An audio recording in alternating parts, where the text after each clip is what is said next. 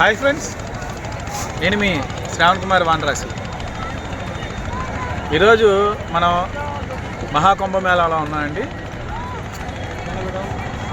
ఈ మహాకుంభమేళ జరిగిన ప్రదేశంలో ఇప్పుడు మీరు చుట్టూ చూడవచ్చు.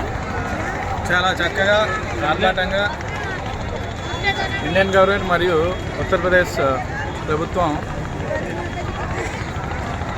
అన్ని రకాల సదుపాయాలతో వచ్చినటువంటి భక్తులకి అన్ని రకాల సదుపాయాలను అందిస్తుంది. అయితే ఇక్కడ ముఖ్యంగా వచ్చే వాళ్ళకి విజ్ఞప్తి చేస్తున్నానండి, దయచేసి బై రోడ్ ఎవరు కూడా కుంభమేళాకి రావద్దు. ఎందుకని చెప్తున్నామంటే, నేను విజయవాడ నుంచి 8వ తారీఖు ఉదయం 7 గంటలకు బయలుదేరామండి.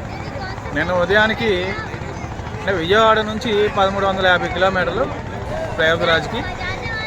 అయితే విజయవాడ నుంచి 1000 కిలోమీటర్ల వరకు బాగానే వచ్చామండి. అక్కడ నుంచి బై రోడ్డు మొత్తం ట్రాఫిక్ జామ్. ఈ ట్రాఫిక్ జామ్తో గంటకి 1 కిలోమీటర్ ముందుకు రావాల్సిన పరిస్థితి. అంటే బై రోడ్డున వచ్చే వాళ్ళు ఎక్కువగా ఉండడం వల్ల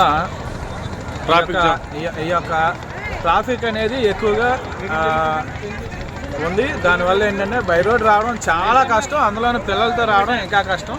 అవును. సో బై రోడ్ ఎవరు రావద్దు. వీలైతే రైలు మార్గం కానీ లేకపోతే ఫ్లైట్ మార్గం కానీ చూస్ చేసుకొని రావాల్సింది. ఇక్కడికి వచ్చిన తర్వాత భక్తులకి అన్ని సదుపాయాలు బాగానే ఉన్నాయి.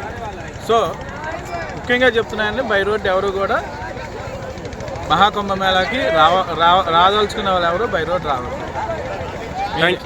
శ్రావణ్ కుమార్ వానరాసి, విజయవాడ.